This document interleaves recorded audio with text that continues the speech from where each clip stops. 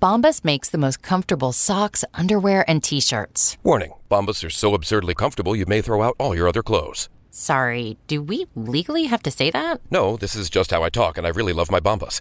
They do feel that good. And they do good, too. One item purchased equals one item donated. To feel good and do good, go to bombas.com/add-large and use code add-large for 20% off your first purchase. That's bombas.com/add-large and use code add-large at checkout.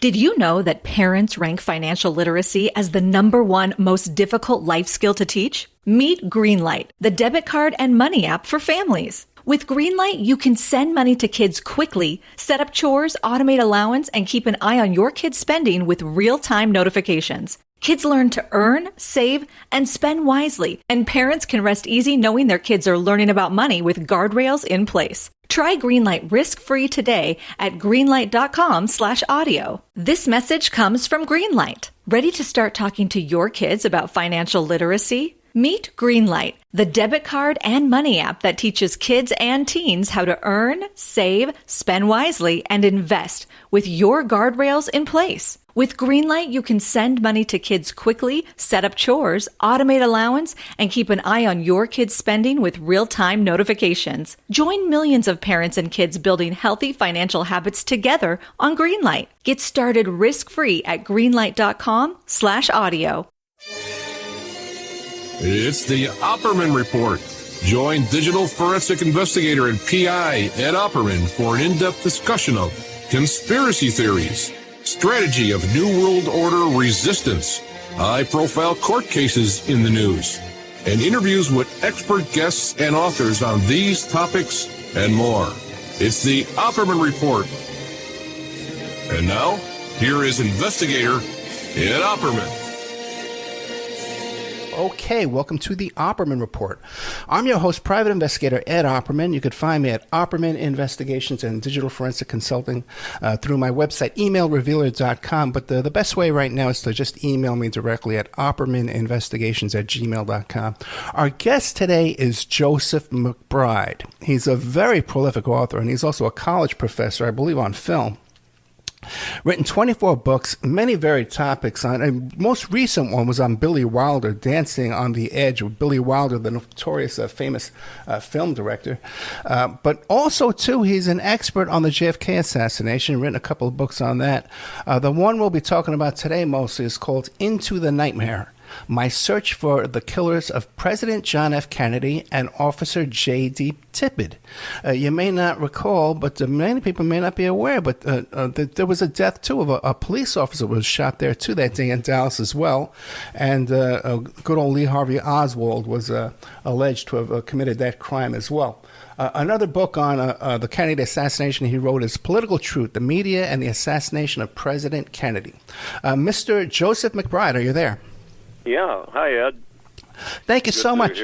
Yeah, great. Thank you so much. Tell the audience about yourself. Who is Joseph McBride? Well, the reason I spent most of my life researching the Kennedy assassination is that I worked for John F. Kennedy as a kid. I was 12 years old in 1960. I was a volunteer in his Wisconsin primary campaign. And I got to meet him a couple times, and I was very inspired by him. And I wanted to become a politician, a lawyer and politician. But when he was killed, I lost my faith in the political system, and it turned me into a writer instead. My parents were newspaper reporters in Milwaukee, Wisconsin, and so I've always been a journalist since 1960. As a matter of fact, the first article I published in a magazine came out in May 1960, the same week that I got a letter from Kennedy thanking me for my work on the campaign. Very, very thoughtful of him. And I met him again in 62 when he was president. He came to Milwaukee again. And so my first writing on the assassination was October 1961, 2 years before it happened. I wrote a short story for my high school English class called The Plot Against a Country. I was concerned about his lack of security, which I saw at close range. I think what inspired me the most was I took my Brownie camera and I took a close-up picture of him with a flash bulb. I rather rudely stuck my camera 3 feet from his face at a big political rally in Milwaukee and blew off this flash bulb, and he winced, but he quickly recovered. He was such a good politician. He smiled, but I felt really embarrassed. But it made me aware of he didn't have much security, very little at all, and I was also a student of the Lincoln assassination. I've always been fascinated by history, and so I kind of knew about assassinations. And so when he was killed, I wasn't completely surprised. I ran to a radio. I was in my high school cafeteria, and I ran to a radio in a drugstore 2 blocks away and listened to the first reports. And I think that was very valuable. I recommend that to people if anything terrible happens. Get to a television or radio as soon as possible, because some of the early reports, contrary to the widespread opinion, are more accurate than some later reports when they have time to start changing the story. And in the first, I started listening at 12:40. It happened at 12:30, and for 20 minutes they said the shots came from the front, from the railroad bridge or the hill in the front, which we now call the grassy knoll. And then at 1 o'clock they started saying all the shots came from behind, from a building called the Texas School Book Depository. And my journalistic antennae went up, since I was already a journalist. If they change a story without explaining why, I start thinking something is wrong. And by the end of the day, I was not believing the emerging story that Oswald had done it all. And I listened to him. I saw him say he didn't shoot anybody and he was just a patsy, etc. So I spent about 31 years on Into the Nightmare, off and on. I mean, I always have a lot of other things going on at the same time, but I began seriously researching the case in 1982. I was more casually researching it before that, and so since 82, I've been, I research it all the time. I read all the new books, and I keep up on documents, etc. And I did this second book. I did Into the Nightmare in 2013 for the 50th anniversary. I finally got it done, and then I did another book, Political Truth, that you mentioned. It came out last December, and I'm very proud of that. I think we have a serious problem with the mainstream media not telling the truth about that case and about some of the other things. And part of my point in the book is that has contributed to the schism we have in our country now of half the public believes one version of reality and half believes the other, which is a dangerous situation, as we could see with claims the election was stolen and the attack on the Capitol, etc. It's a big, urgent national issue. So it's really terrifying, because now you have people supposedly having a debate or an argument or a discussion, but mainly, really, all they're doing is repeating the talking points that they either heard from Fox or CNN back and forth. They're just repeating exactly what they heard. What do you think it is? You wrote a whole book about the media and the assassination. What do you think it is that can corral the whole media to put forth one account? Well, there are a number of reasons for it, but one is that the CIA has long been involved with the media. Carl Bernstein of Woodward Bernstein fame wrote a piece in 1977 in Rolling Stone, which you can read on his website, called "The CIA and the Media," and he reported that about 400 members of the media were either working for the CIA in some capacity or funneling information to them or getting information from them clandestinely, and which is a serious concern because they're propagandizing rather than seeking the truth. And the outlets that he blamed as most heavily permeated by the CIA were the New York Times, CBS, and Time Incorporated, Time Life. He didn't go into his own paper, the Washington Post, very much, but they've always been kind of a CIA outlet. Now it used to be covert, now it's more overt. But that's part of the problem. But a lot of reporters back then, especially, they had been through World War II, for example, and they were used to government censorship and trusting the government. One thing I go into in my book is when I was a kid, we believed what the government said. We were naive. maybe not everybody did, but I did. And, when Eisenhower was caught lying about the U-2 plane in 1960, it was a big shock. Oh, my God, the president lies. That's really shocking. And it rattled people. Now, if presidents tell the truth, it's kind of a shock. I mean, it's under Biden, it's better than under Trump, but he lied all the time. But we're used to politicians not telling the truth or shading the truth, and that's a serious problem. And so that's one of the issues. A lot of reporters still think of themselves as doing the business of the government as if they're part of the government. They use the word "we" for the government, and there are other things too. Like access is really important to the media. If you're a reporter for a major outlet and you're reporting something that doesn't fit the official story, they will stop calling on you or taking your phone calls, and if that happens too often, you lose your position. Helen Thomas, who was a very good reporter, people remember she died a few years ago, but she was the UPI White House correspondent for a long time, and she started questioning the Iraq War, and they stopped calling on her. She used to sit in the front row at the briefings, and after they stopped calling on her outlet, the Hearst papers dropped her, and she wound up working for some suburban, throwaway paper in the Washington area because she was asking inconvenient questions. That's a powerful incentive because, for example, my parents were middle-class people with 7 kids, and they didn't make a lot of money. They were honest journalists, and there wasn't a lot of money in it back then. And now a lot of reporters get very well paid. Of course, a lot of newspapers have gone under, et cetera, and people are unemployed. But the people who work for the big outlets get very good salaries. And if you work for a TV network, some people get really, really large salaries, and they're not about to jeopardize that to take an unpopular position. But when I say unpopular position, then we'll move on to other things. But the public consistently, according to the head of the Gallup poll, said a few years ago that the public is consistently, by about 70%, not believe the Warren report, saying one man shot both Kennedy and Tippit. I often joke that the other 30% are the media, basically. So the public is ahead of the media on that score. So that's another reason that contributes to the skepticism people have about government, which is a good thing in some ways, but if carried to extremes can be problematical if you don't believe anything anymore. What are you going to think?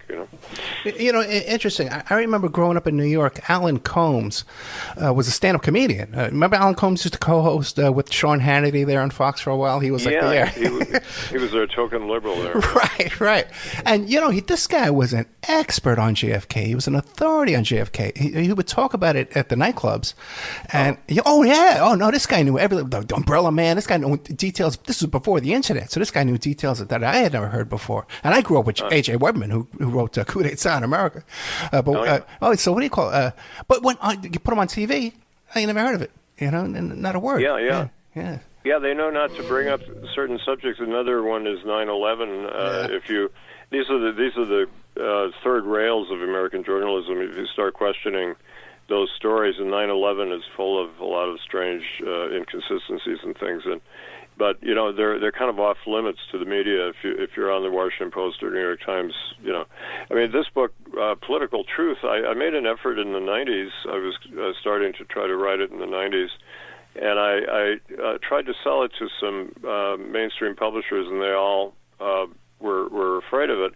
And one publisher, an editor I respect, who had a major publishing company, told me, he said, I believe a conspiracy was involved in the Kennedy case, but we can't publish a book like this because you criticize the New York Times so much, and we need them for reviews, and we can't, alienate them. And that's the kind of problem that restrains people from delving into things. And a lot of people know better, but they're afraid to get into it for a variety of reasons. It's not always, like you said, the intelligence. It's not always CIA. Sometimes it's capitalism, And we've done shows too about. It's amazing how even Department of Defense has so much influence in the TV shows we watch. Even on TV shows like American Idol, and Cupcake Wars. And it's right there in the credits at the end of the show. You could see, thanks to the Department of Defense. Yeah. Into the night. I'm sorry, go ahead. A couple of books have been published about that. My friend Dave Robb, who's a very good investigative journalist at Hollywood, where I worked for a long time, he wrote a good book on the cooperation that goes on between filmmakers and the Pentagon. Because, if you're making a movie that deals with the military, it's very expensive to try to, if you had to rent ships on your own and equipment and all that, it would be prohibitive. And so they make deals with the Defense Department. But then the trade-off is they get to censor the scripts and rewrite the scripts. And that's a real problem. And that's been going on for a long time as well. So they use... soft sell propaganda is one of the most effective ways of propagandizing because people don't realize they're being sold a political line. They think they're being entertained, Top Gun. And even, too, I could have, we've had Daniel Hopsicker on the show talking about the Medellin, what was that, the movie with Tom Cruise about the Barry Seal and stuff like that, and how that was so controlled, in his opinion. But Into the Nightmare, my search for the killers of John F. Kennedy, killer of President John F. Kennedy and Officer J.D. Tippit. Why is the murder of Tippit so important? Yeah, that's a great question. Well, two things. Well, first of all, I had a mentor, Penn Jones Jr., who I admired a great deal. He was a feisty, small-town newspaper editor, owned his own newspaper in Waxahachie, Texas, which is right outside Dallas, about 20 miles away. And he would write, he got into the case early on. He said, I didn't believe it was a conspiracy until the Sunday. That's how naive I was, Penn said. But he broke a lot of stories that weren't being covered by the media. The media just kind of stopped reporting on it after the first few weeks. They just were passively printing leaks from the government. But Penn was out there doing the old-fashioned shoe leather journalism and hunting down witnesses and things that were contrary to the official story, and he collected his pieces in a series of books. But he told me, and he told other researchers, he said, take one aspect of the case, one that hasn't been covered enough, and research the hell out of it. And that's what I did with the Tippit murder, because I was convinced that there was something very fishy about it, and it was very undercovered. Again, my antennae go up when the Warren report hardly dealt with the Tippit murder at all. He was shot about 38 minutes after Kennedy in a suburb called Oak Cliff, and that's where Oswald lived. And Oswald was blamed with that murder. I don't think he did it, but he fled to, Oswald was fleeing to a theater there, and when a policeman is killed, that takes precedence over everything. I talked to a Dallas policeman about that. Even the murder of the president, suddenly everybody's frantic. I heard that police radio tapes, when Kennedy is shot, they're kind of blasé even, and very matter of fact and unemotional. But then when they say an officer was shot, suddenly everybody gets very frantic and emotional, and the pace picks up, and everybody rushes out to Oak Cliff, and it helped drain Dealey Plaza of police resources, for one thing. But I asked Jim Lavelle, who was the detective in charge of the Tippit case, and he was one of the people who interrogated Oswald. I said, was it true that, people got much more excited when the policeman was shot? And he said, oh, yeah, and he made a little laugh, and he said, well, the saying around there was...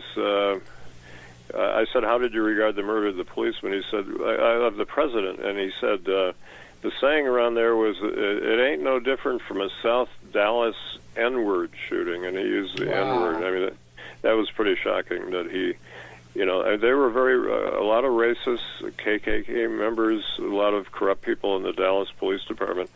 And so the Tippit murder really galvanized a lot of police activity, and Oswald was captured. And I could tell you what I think was supposed to happen, but things went awry. But the Warren report and the media and the Dallas police and the DA's office used the Tippit killing to convince people Oswald had shot Kennedy, and that's not really logical. That if he shoots a policeman, let's say, it could be unconnected with the Kennedy case, but the backward logic was, well, he was fleeing and he shot a policeman, he must be guilty of the murder of the president. and that actually convinced a lot of people. But the logic is not there. And Lavelle and District Attorney Henry Wade, who I interviewed as well, he gave me a really good interview. They both indicated that on the first day, Captain Will Fritz, the head of homicide, told them to make a case on Oswald for killing Tippit because they didn't have much of a case at all on him killing Kennedy. And I said to Lavelle, well, why did you have a better case on Tippit? And he said, well, we had witnesses. And I could go into that. That's an important part of the case. But they really admitted they didn't have a good witness on Oswald shooting Kennedy. There was one man named Howard Brennan who claimed he saw a gunman in the sixth floor window of the book depository, but at first he refused to identify Oswald at a lineup, and then he changed his mind, and he claimed to estimate the height of the person, even though if you go in that window, if you shoot out that window, you have to be kneeling, and so there's no way you could estimate the height of the person. So that's a fragile reed to hang it on. And there were a lot of problems with Oswald's case. For example, another researcher, John Armstrong, has proven that Oswald never owned a pistol or a rifle, even though they claimed that he did. And just many, many problems trying to link Oswald to the Kennedy case. But Lavelle, there were about 9 people who identified Oswald for shooting Kennedy, and about 10 witnesses identified 2 people or a different-looking kind of person or a person who got into a car, etc. And then there were several witnesses who couldn't identify anybody because they were a little late on the scene. But it's a real Rashomon thing, like the Japanese classic film Rashomon, where people give different versions of the story. And so I spent a lot of time trying to sort out the witnesses. And one thing you find out is the people who identified Oswald, several of them, there are problems with a lot of those witnesses. For example, the lineups that were conducted, they had 3 men from the Dallas Police Department who looked a lot different from Oswald. They were older and they were dressed differently. Oswald was disheveled and he was wearing a T-shirt and he was bruised up, and it was pretty obvious who they wanted people to pick. And even so, some of the witnesses wouldn't identify him. And the person who was closest to the shooting, a guy named Domingo Benavides, who was driving a pickup truck, and he was right across the street. He pulled over, and he wouldn't identify Oswald. There was another guy, Warren Reynolds, who had a used car lot nearby, and he saw somebody running from the scene, and he wouldn't identify him as Oswald. And then a couple months later, he was shot in the head by some intruder at his car lot and miraculously survived. And then he said, oh, yeah, it was Oswald. He got the message, And so that kind of thing happens. Benavides, 3 years later, or actually 4 years later, he gave an interview on camera to CBS and said, yeah, it was Oswald, But in the interim, his brother had been killed in a barroom shooting. His brother looked a lot like him. So there's a lot of intimidation. Witnesses died. Well, now, sometimes that bullet can jog your memory, too, if it hits the right frontal lobe there. Yeah. What about Frank Griffin? I had Frank Griffin on the show. What would you make of his story? Was he one of the Warren Commission people? Or? Good question. I don't remember, but he was on a scaffold, I believe, and he says he saw Oswald do it. Shoot Tippit. Oh, yes. Oh, those fellows. Yeah, there were some workers in the neighborhood. That's right. Well, some of them were pretty far away. He and his colleagues, I believe, were about a block away, and they saw some guy running away from the scene, and it was so far. That's right, Frank Griffin. I was confusing him with Bert Griffin of the Warren Commission. Griffin, his testimony doesn't amount to much because he was too far away.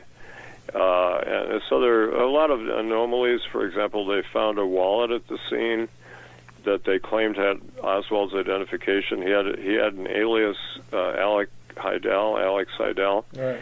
And but they also claimed that they took a wallet off him at the theater when they captured him, and it had the 2 identifications, and he wouldn't say which one he was. until they got him down to the police station at 2:10, they arrested him at 1:52. They really didn't know who he was, but there was this mysterious wallet that was found. You know, what kind of a killer would drop his wallet at the scene of a crime? That's pretty crazy. I mean, things happen, but that's hard to believe. And so it's hard to link Oswald to the scene. And I go into great depth into the nightmare on all the anomalous evidence. I mean, one thing that's very important, the ballistics evidence is critical in any case. And there was an FBI expert, Cortland Cunningham, who testified. He seemed like a very honest expert, and he was saying he could not link the bullets retrieved from Tippit with Oswald's supposed revolver that they took off him at the theater. So if you can't link the bullets to Oswald, you know, what kind of a case do you have? You have to rely on witness testimony. And there was another writer named Jerry Rose who in the 80s had a very interesting theory. He said that it looked like Jack Ruby might have set up the Tippit murder scene and staged witnesses there who were connected with him. A lot of the people turn out to have connections with Ruby, who lived a couple blocks away. And a couple of them, though, testified in ways that didn't help his case. And a crucial thing about the murder is the Warren Commission said it took place at 1:15. And the reason that's important is Oswald was seen at his rooming house at 1:04, apparently waiting for a car or a bus. And a police car had pulled up outside his rooming house while he was inside and honked the horn a few times. And so Oswald was there at 1:04, and he was 9/10 of a mile from the Tippit murder scene. And if it was 1:15, he could have made it there fast walking. Nobody saw him walking or running to the scene, but other evidence indicates Tippit was shot around 1:08 or 1:09. He apparently tried to make a call on his police radio at 1:08, and some witnesses think the murder took place as early as 1:06, so there's no way, you know, he could have made it there in time. And I interviewed a man named T.F. Boley, who was driving by right after the shooting, and he was the only person who looked at his watch, and he said it was 1:10 when he pulled over. He was driving with his daughter. He pulled over half a block away and went to see what was going on, and it was 1:10. And there were two ladies who lived at the corner house there, and this is suburban Oak Cliff, and they came outside when they heard the shots, and they said policemen were already at the scene, and according to the official story, policemen took a considerable time to show up, but there were already policemen there, and other people saw policemen, and a couple of witnesses saw a police car in the driveway. Tippit pulled up his car for whatever reason, and people debate that. He pulled up his squad car in a driveway, blocking a driveway between two buildings, and there was a police car in the driveway, which was an alley, and some witnesses said they saw a man come from the police car and shoot Tippit, and then when he fell, the man advanced on him and shot him again in the head to make sure, and then went back to the police car, and the car pulled back from the scene. So I think Tippit was driving into an ambush, and I could give you my thoughts why that happened. Okay, we're talking to Joseph McBride, and the book we're talking about is Into the Nightmare, My Search for the Killers of President John F. Kennedy and Officer J.D. Tippit. Now, clearly, you have an encyclopedic knowledge off the top of your head on this Tippit situation, minute by minute. My God, we're going to have you come back, and you can talk on this for hours. Let's start with this, though, man. Who was Tippit, and what was his involvement? What's the motive to want to kill Tippit? Who was Tippit? Yeah, that's another thing that's very interesting. It struck my antenna again. When they don't report on something, it makes me wonder, and he's such an important figure, and the Warren Commission seemed not to be interested in him. And I found a memo by a woman named Alfreda Scobie, who was one of the lawyers working for the commission, and she was a protege of Senator Richard Russell, a Warren Commission member who was skeptical of the official story. And Scobie was very smart, and she wrote a memo to J. Lee Rankin, the head of the commission under Earl Warren, and she said, you know, the Tippit murders seems to be an important part of the case. How come we're not looking into it. So then Rankin contacted the FBI and asked for an investigation, and about a week later they turned in a 19-page report, but it was pretty bland. It gave sort of, some facts on his family and his job situation, but it didn't really say much, and that's about all they did, aside from asking some witnesses questions. And then even the House Select Committee on Assassinations, which came along in 1978 because people were dissatisfied with the Warren Report, they did some more digging into Tippit, but they raised more questions than answers. They raised some very interesting loose ends.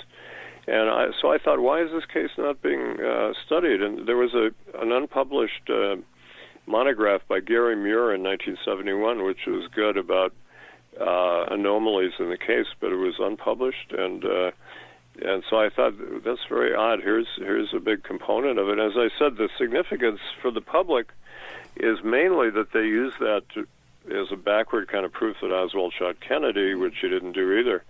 But Tippit was an undistinguished policeman who had been on the force for 11 years. He was kind of a good old boy from rural Texas who wasn't very well educated and apparently not very bright, and not a terribly good policeman. He had never been promoted in 11 years, and he didn't have a lot on his record. He had shot to death a suspect in the 50s, and he was generally a kind of a nondescript policeman. But one thing they tried to claim was he was a great family man. He had 3 children and his wife, but he was cheating on his wife, and I interviewed his mistress around the time of the assassination, Johnny Maxie Witherspoon. She gave me a very candid interview, and there was she got pregnant around the time of the assassination. She realized she was pregnant, and she had a baby in the spring of '64, and some people thought that was Tippit's illegitimate child, and she told me it was not, because she said that Tippit had a vasectomy, which nobody had ever reported before, and her estranged husband, Steve Thompson, she said, was the father. But there are people who believe the woman who was born in '64 was Tippit's daughter. But he was cheating on his wife, and he had other mistresses, and he had a couple of other jobs as a security guard at a theater and at a diner, which was frequented by a lot of the far-right people in Dallas, Austin's Barbecue, which was near the police station. And he also had some real problems. He was a World War II veteran, and he suffered from what we call PTSD now. He was traumatized by paratroop training when he jumped out of a plane flying too low. It really scared him.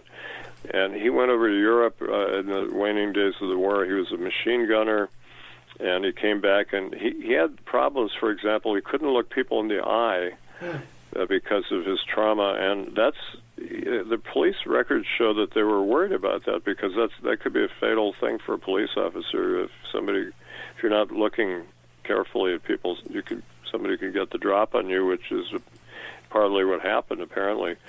And so he was an anxious kind of guy, and he also was financially overextended. He owned 2 homes, which is odd because his salary was only $435 a month, but he owned 2 homes. He rented one out, and he came into some money in the summer of '63, and he bought his father a pickup truck, and he bought himself a new car, and took his family on a vacation, etc. And so things were happening around him.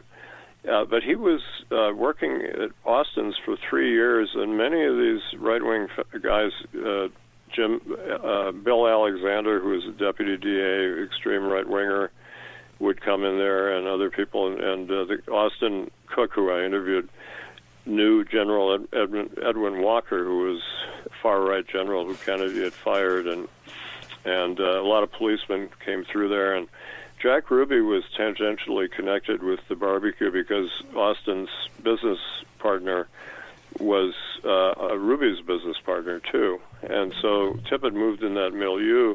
He didn't leave much of a footprint in terms of political activities or anything like that, but So there were a lot of things. It seemed like the Dallas police really didn't want to know what happened to Tippit.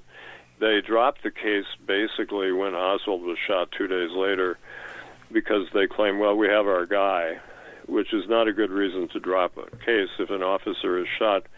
You know, I was surprised if your fellow officer is shot, you owe it to him and your colleagues to solve the crime, and they dropped it like they didn't want to hear about it.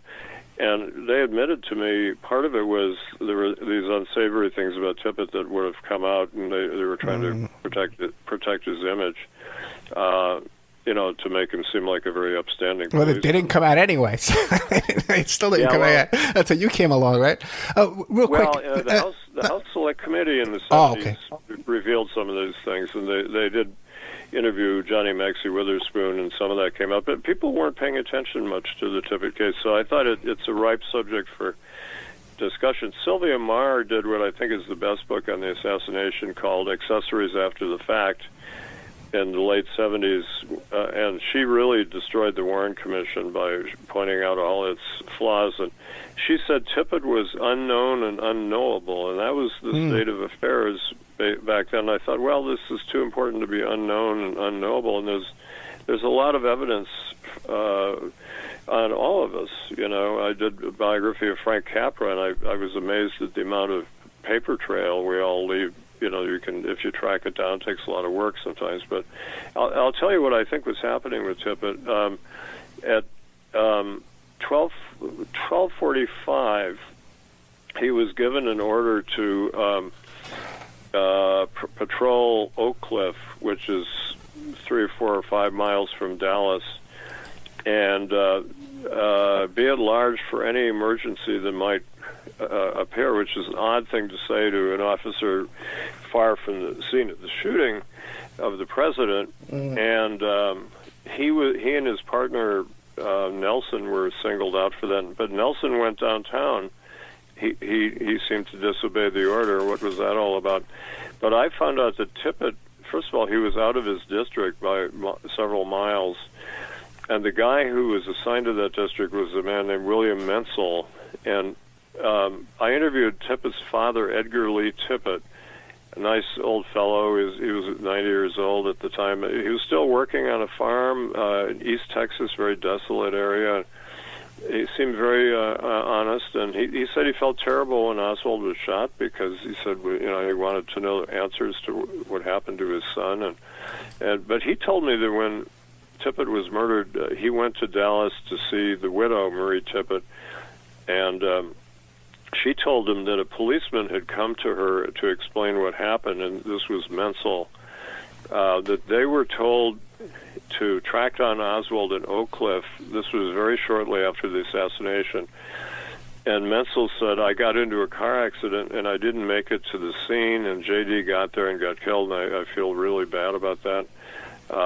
But, okay, so I looked into that, and Menzel claimed that he was having lunch, and then having lunch after the word came out that Kennedy was shot, which is kind of odd. And then he went out, and there was a car accident that, according to the police radio, took place 2 blocks from the Tippit shooting right around that time, and Menzel was sent to it, and he went there and cleared the scene in 4 minutes. It was a minor accident, but you know, how could you write up a report and interview people in 4 minutes? It doesn't make sense. I suspect he may have had a fender bender on the way, but it's disguised as somebody else having an accident. And but J.D. got there, and he drove into what I think was an ambush where he was killed by people coming out of that police car, one person, and there was another person in the police car. And that jibes with some of the witness reports. And so that puts a very different spin on it, because they claim they didn't know who Oswald was until 2:10, but by 1:45 or earlier, Tippit and Menzel are told to track down Oswald. The police knew who he was and where he was. They knew where he lived, so they assumed he was going to go to his rooming house. And they had a kind of a red squad who were following, dissidents, and Oswald had defected to Russia, and his politics were confusing, but they knew his address, and so they sent these guys to look for him. And they didn't, it wasn't said what they were planning to do with him, whether they were going to arrest him or shoot him. I believe they were probably sent to shoot him because in the theater, it looked like they were hoping to have a fracas in which they could shoot him, and then they would have looked like geniuses to solve the case within about, an hour and 20 minutes. But he started shouting, "I'm not resisting arrest, I'm not resisting arrest," and so he got... he survived, and they pulled him out the front door. There was a mob outside, and they whisked him down to the police station. But as Dwight MacDonald, the famous critic, said, Oswald's miraculous survival for 48 hours in the hands of the Dallas police before he was shot in the police station, surrounded by about 60 policemen and a lot of press people. Yeah, held up by a cop that doesn't flinch an inch when the gun starts going off. Jim Lavelle is the big guy in the white suit, and he does flinch in that shot, but Captain Fritz is leading them along, and he seems to walk ahead of them, leaving a big space between him and Lavelle, who was handcuffed to him, and Oswald. And Jack Ruby got into the police station. The story of how he got in doesn't hold up, and a lot of researchers think that an inside contact in the police force let him in because he was sort of the mob's bagman for the police department. He knew all the policemen, and he was giving them money and girls and all kinds of stuff. Okay, so Joseph McBride, we only have about 10 minutes left. Now, what about, I had another guest come on recently who did the JFK to 9/11, Everything's a Rich Man's Trick, Francis Richard Conley, and he had a theory that Tippit was a look-alike for JFK, and that was going to be part of the whole, you've heard of the body swap stories and the open casket and all that stuff too. A lot of shady stuff went on there too, but who the hell knows at this point? Was he a look-alike for Kennedy, first of all? No, not at all. Okay. I mean, one of the things that got me going was another omission I noticed in the Warren volumes. There were only two pictures of Tippit. One was 1952, and then the other was 1957. And I thought it was odd there wasn't a more recent picture of him. And he didn't look much like that. The autopsy photos, which came out, showed him as older and more weathered looking. He was rather thin and wiry. But I think they didn't want people to say, "Oh, I saw that man, doing this and this." Right. A couple of things he did that were very suspicious right before the shooting.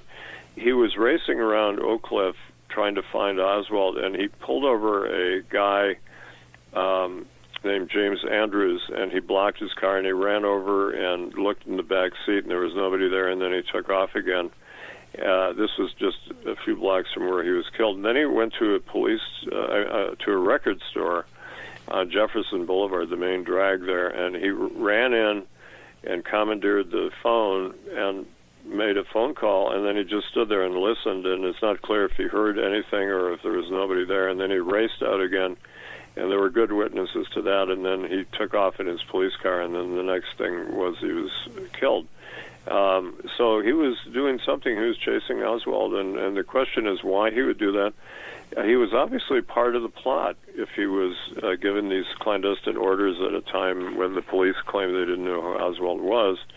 And why he was part of the plot, that is speculative to some extent. It could be that he needed money and he got paid off to do this job, or to accost Oswald or bring him in or shoot him. And he knew all these right-wingers who saw him in uniform, on weekends, keeping order at this drive-in frequented by teenagers. But he may have had some other role in the plot, and I examined that too. There was one of the pictures in Dealey Plaza shot by an amateur shows a policeman or a person in a policeman's uniform firing a shot from the concrete retaining wall on the grassy knoll very close to where the Kennedy car was. And I've seen pictures of that man blown up, and he has a very distinct notch kind of look in his hairline, which is very unusual. Are you talking about Badge Man? Badge Man, yeah. He had That's what people call him. Yeah. He had this look, and Tippit had the same notch. He had receding hairline, but he had this kind of a notch in his hair.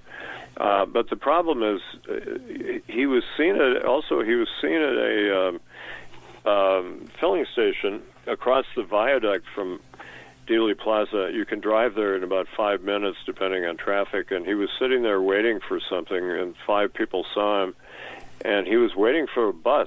Oswald was supposed to show up in a bus, and he wasn't on the bus, so Tippit took off. And so he could have been in Dealey Plaza, but his widow gave him an alibi that she claimed he was home for lunch that day, and then he left when the word came in the president was shot. But her story has changed so many times over the years that it's an open question whether he really was there for lunch or not. And I tried to interview Mrs. Tippit, who died recently, but she didn't respond to my letter. And then I went to Dallas for the 90th birthday tribute to Tippit at the Sixth Floor Museum, and Mrs. Tippit and her surviving children were there. And I went up to her, and she seemed like a nice lady, and I said, I'd like to come and interview you tomorrow if I could, because I'm in town. And she had a police minder with her who was kind of, stuck close to her, and this guy came over and interfered, and he said, well, give me your information and I'll call you. Of course, he never did call me, and it's like he was blocking her from talking to me. And then I started talking to Curtis Tippit, the officer's youngest son, and he was a very nice fellow, and we were having a good talk, and this same police minder saw this, and he came and literally yanked him away by his arm, pulled him away from me. So they protected Mrs. Tippit so she wouldn't talk very much, but she did talk to J.D.'s father, who nobody had interviewed except the FBI did a brief interview with him in 64. But he was an untapped source, so that's what I tried to do, is find people who hadn't talked before or hadn't talked as extensively as Mrs. Johnny Maxey Witherspoon did to me, for example. And I found T.F. Bowley, who hadn't been interviewed. Well, let me ask you this. Back in 62, in Texas, cops had partners. They had 2-man cars, right? Did he have a partner?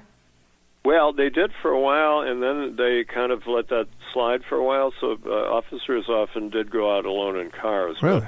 Tippit and Menzel had been partners, driving around together. And then at the time of his death, he was supposedly partnered with a fellow named Nelson.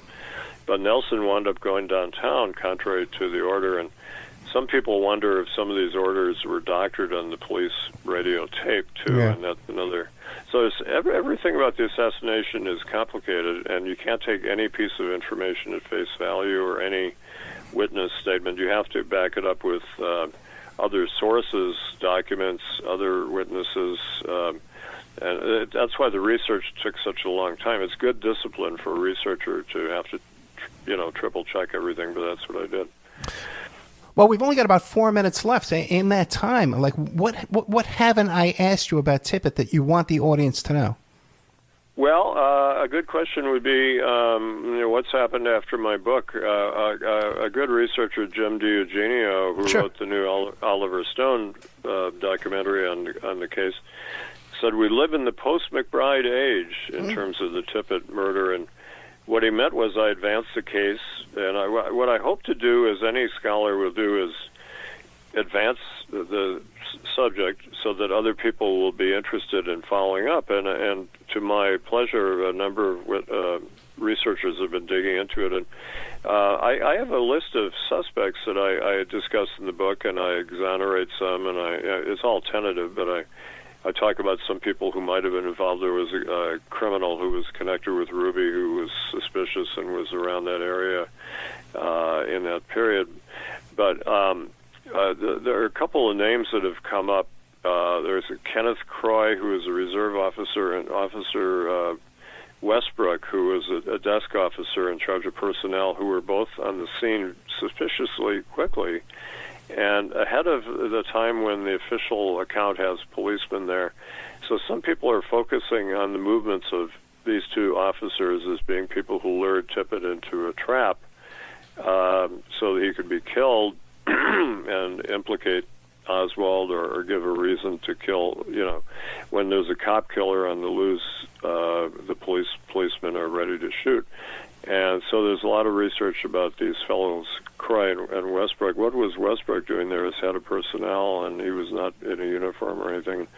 As I mentioned, the two ladies at the corner house came out of the home when they heard the shooting, and they said policemen were already there, very suspicious. And so hopefully there'll be more and more people building on my research, and that's what, I've opened up some avenues for people in this hitherto neglected part of the case. And one reason I dug into it, David Bellin, who was one of the Warren Commission lawyers, said the Tippit murder was the Rosetta Stone of the case, and he meant if Oswald shot Tippit, he shot the president, which is, fallacious. But I think it's the Rosetta Stone of the case for other reasons. If you could crack that, it helps to shed light on what else was going on, and that's one reason I did that.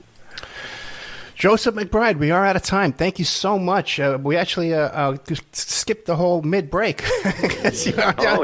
You're on such a roll, man. I couldn't bear myself to interrupt you. Joseph McBride, Into the Nightmare, My Search for the Killers of President John F. Kennedy and Officer J. Tippit. I really encourage you to follow up on Mr. McBride's work here. Political Truth, the Media, and the Assassination of President Kennedy. But if you go to his Amazon page, and I hate supporting Amazon, but, what are you going to do? And you follow all of his books. You follow him. There are 24 different books on Hollywood, Orson Welles. This is incredibly great stuff. I'd love to have you come back and just talk about Orson Welles, John Ford, Steven Spielberg, and talk about these different topics one night. Come back, Mr. I'd love to. That'd be great. Yeah, that's my sort of day job, and I've had this dual life as a film scholar, film historian, and also Kennedy assassination researcher, and so I have a lot of interest in, but the assassination is something I'll be studying my whole life, and it's a fascinating subject. But I hope people read the two books with an open mind, and a lot of people have. I think the younger people, I think, have a more open mind than people of my age. I'm a baby boomer, and it used to be when you'd bring up the subject, people would get very nervous and they wouldn't want to talk about it. But my students, for example, they're all fascinated by it, and they approach it without prejudice, and they just want to know the facts, like Sergeant Joe Friday, the facts man. Joseph McBride, thank you so much. Good night. Thank you, Ed. Great talking to you. Bye.